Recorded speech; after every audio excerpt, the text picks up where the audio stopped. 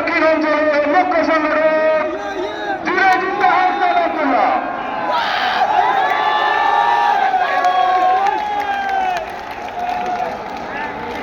আসসালামু আলাইকুম ওয়া রাহমাতুল্লাহি ওয়া বারাকাতুহু। আউযু বিল্লাহি মিনাশ শাইতানির রাজিম। বিসমিল্লাহির রহমানির রহিম।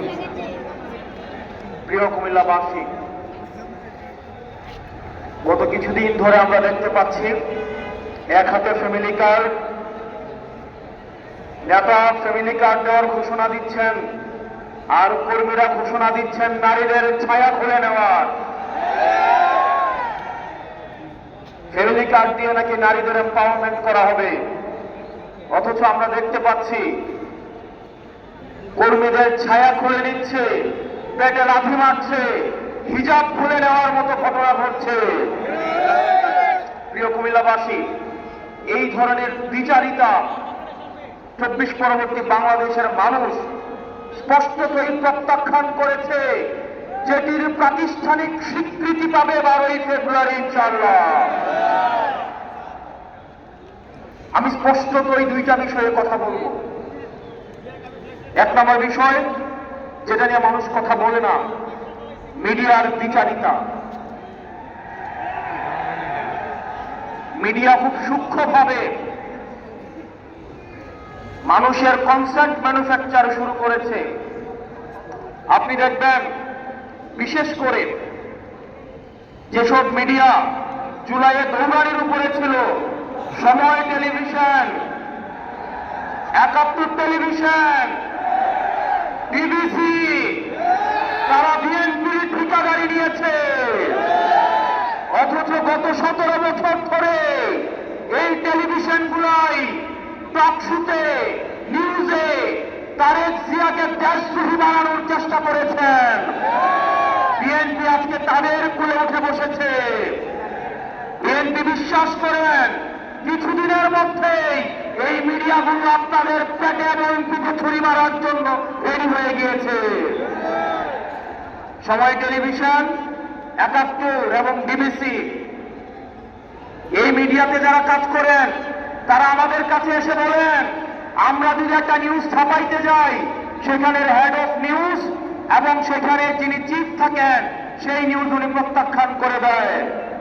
সাংবাদিকরা এসে আমাদেরকে দুঃখ দুর্দশার কথা বলে। আমরা দেখলাম 71-এর মালিক গত 17 বছর ধরে গুপ্ত এবং শিবির জামাতের পরিচয়ে জামাত শিবিরের নেতা কর্মীদের হত্যা করার বৈধতা উৎপাদন করেছে। অত্যন্ত পরিতাপের বিষয়, 71 টিভির মালিক এখন তারেক জিয়ার অন্তরঙ্গ বন্ধুতে পরিণত হয়েছে। এগুলো খুবই দুঃখজনক ঘটনা। ইনশাআল্লাহ আগামী যে বিপ্লব হবে, এই চূড়ান্ত বিপ্লব হবে এই দালাল মিডিয়ার বিরুদ্ধে। দ্বিতীয়ত, প্রশাসনের যে ভাইয়েরা রয়েছেন, মিলিটারিতে যারা চাকরি করেছেন, আপনাদের প্রতি মানুষের যে অনাস্থা তৈরি হয়েছে, সেই অনাস্থা পুনরুদ্ধারের সময় হচ্ছে এই নির্বাচন। এই নির্বাচনের মধ্য দিয়ে পুলিশ প্রশাসন এবং মিলিটারি আপনারা জনগণের বন্ধু হয়ে উঠুন। আপনারা কোন দলের নয়, আপনারা বাংলাদেশের 20 কোটি জনগণের। আমরা আপনাদের কথা দিচ্ছি, আপনারা বিএনপি হওয়ার দরকার নাই, আপনারা জামাত হওয়ার দরকার নাই, গুলশানে লাইন দেওয়ার দরকার নাই, ধানমন্ডিতে যাওয়ার দরকার নাই, মগবাজারে যাওয়ার দরকার নাই। আপনাদের বৈধতা কেবলমাত্র জনতা। আপনারা বেনজির হারুনের ঘটনা ভুলে যাবেন না, আপনারা ওসিপতিদের ঘটনা ভুলে যাবেন না, আপনারা যদি হারুনের কথা ভুলে যাবেন না। প্রিয় পুলিশ ভাই, প্রিয় মিলিটারি ভাই, প্রিয় সেনাবাহিনী, আপনাদের কাছে আজ একটা মহান দায়িত্ব এসে পড়েছে। আপনারা কত স্বচ্ছ, নিরপেক্ষ এবং অংশগ্রহণমূলক নির্বাচন জাতিকে উপহার দিতে পারেন, সেটার মধ্যে আপনাদের আস্থা ফিরে আসবে। আপনারা কোনো দলের গোলামি করার দরকার তাকিয়ে আছে। যেভাবে 5 আগস্ট আপনারা জনতার কাতারে নেমে এসেছেন, ঠিক সেভাবে 12 ফেব্রুয়ারি জনতার পক্ষ হয়ে আপনারা জাতিকে একটা নির্বাচন উপহার দিবেন। আমরা জনাব তারেক জিয়া রহমানের বিভিন্ন বক্তব্য শুনতে চাই। অত্যন্ত পরিতাপের বিষয়, হা ভোট এবং না ভোট নিয়ে ওনার একটা শব্দ আমরা দেখতে পাই নাই।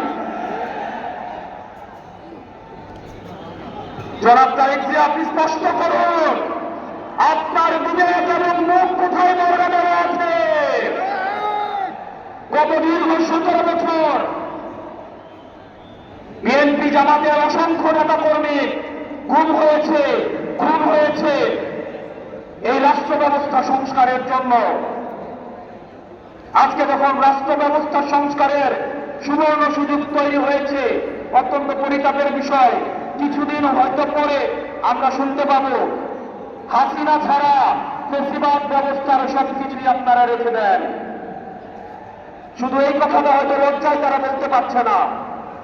হাসিনা ব্যবস্থার বিচার ব্যবস্থা ভালো, হাসিনার পুলিশ ভালো, হাসিনার প্রশাসন ভালো, কেবলমাত্র হাসিনাই ভালো না।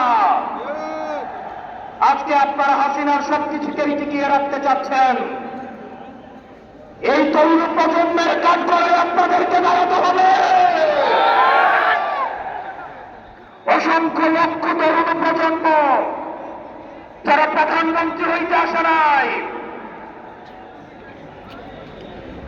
শুধুমাত্র এই দেশটাকে ভালোবেসে রাস্তায় নেমে এসে বুকের তাজা রক্ত ঢেলে দিয়ে হাসিনাকে ভারতে পালাতে বাধ্য করেছে।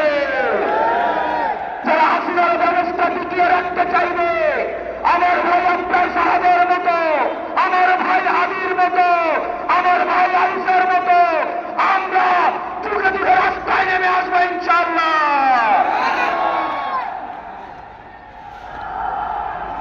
বাংলাদেশ স্পষ্টতই 2 ভাগে বিভক্ত। এক ভাগ গোলামীকে বরণ করার জন্য প্রস্তুত হচ্ছে, আরেক ভাগ আজাদির পক্ষে অবস্থান নিয়েছে। এক ভাগ ভারতীয় আধিপত্যের কাছে মাথা নত করেছে, আরেক ভাগ ভারতীয় আধিপত্যের বিরুদ্ধে বিদ্রোহ ঘোষণা করেছে। আমরা জানি আমাদের পথটা লম্বা, আমাদের এই লড়াইটা অনেক দীর্ঘ। আমাদেরকে আবার সুপ্ত ভক্তর এই ধরনের 3য় শ্রেণীর ভাষা দিয়ে আবার হত্যাযোগ্য করে তোলার ষড়যন্ত্র করা হচ্ছে। গত 17 বছর ধরে যারা ভার্চুয়ালি ট্রায়াল চালিয়েছে, জুলাই পরবর্তী 12 বছর অপেক্ষা করেছে দেশে আসার জন্য, তাদের কাছ থেকে আমরা 270 লাখ শুনবো ইনশাআল্লাহ। প্রিয় কুমিল্লাবাসী, আমরা আঞ্চলিক বৈষম্যের শিকার। কুমিল্লা, আমরা মাইক্রো ইকোনমি আমাদের সমৃদ্ধ। আমাদের রেমিটেন্স যুদ্ধে ভাইয়েরা বিদেশে মাথার ঘাম পায়ে ফেলে কুমিল্লার অর্থনীতিকে সমৃদ্ধ করেছে। আজকে আমির সাহেব এখানে আসছে, কুমিল্লার রাস্তাঘাটে চললে মনে হয় আমরা বাংলাদেশে কোথাও নাই, আমরা আফ্রিকার কোন এক দুর্ভোগ কোন এক অঞ্চলে আমরা রয়েছি। আমরা আপনার মুখে প্রতিশ্রুতি শুনতে চাই, কুমিল্লার এই মাইক্রো ইকোনমিকে, কুমিল্লাকে সবসময় বলে আঞ্চলিক বৈষম্যের শিকার হতে হয়েছে। অথচ কুমিল্লার হাতেই, কুমিল্লার ছেলেদের হাতেই হাসিনাকে দেশ ছেড়ে পালাতে বাধ্য হতে হয়েছে।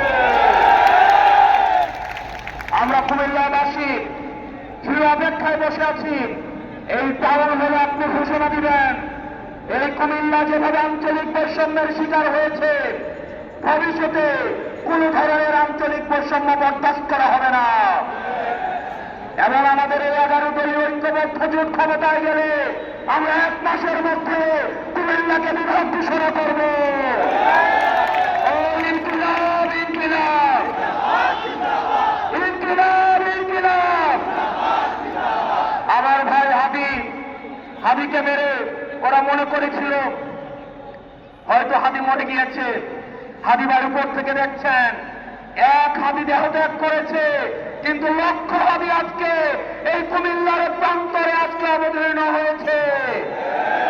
We want justice.